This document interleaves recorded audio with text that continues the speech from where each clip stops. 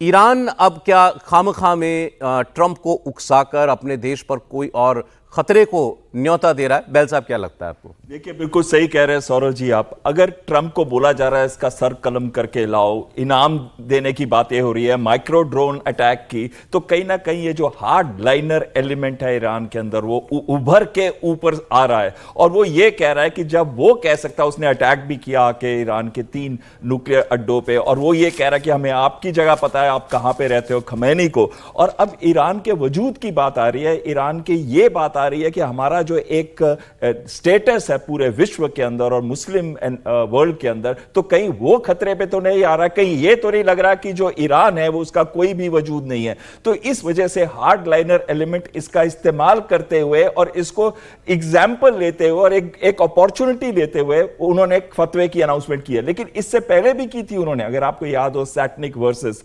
सलमान रुश्दी का, और आपको याद हो स्टेज पे आके मातर करके एक हादी मातर करके एक आदमी था जिसने उनको स्टैब किया था मल्टीपल टाइम्स, और उसको 25 साल की बाद में जेल भी हुई। तो कहीं ना कहीं ये फातवे बहुत सीरियस होते हैं। इसका मतलब है दो बार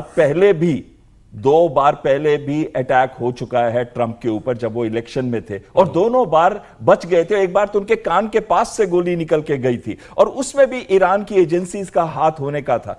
अब अगर ऐसा कोई भी हमला होता है, यह लिख के ले लीजिए, और जो सौरभ जी कह रहे हैं कि यह उकसाने का काम है, और वैसे भी ट्रंप प्रेडिक्टेबल नहीं है। अगर उनको कहा जाए कि हम आपको नहीं छोड़ेंगे और आपको मारेंगे, तो सोचिए ट्रंप क्या करेगा। ट्रंप इसका बदला जरूर लेगा। लेकिन साथ में नेतन्याहू का भी लिंक है, हो सकता है कि वो नेतन्याहू के द्वारा फिर से हमले शुरू करा दे। और अगर इस बात को आगे जोड़ा गया और इसके आगे अटैक्स हुए, या फिर ये सेंटेंसेस बढ़ गए, या कोई इंटेलिजेंस एजेंसी आती है, तो हो सकता है इजराइल के माध्यम से वापस ईरान पे अटैक शुरू कर दे।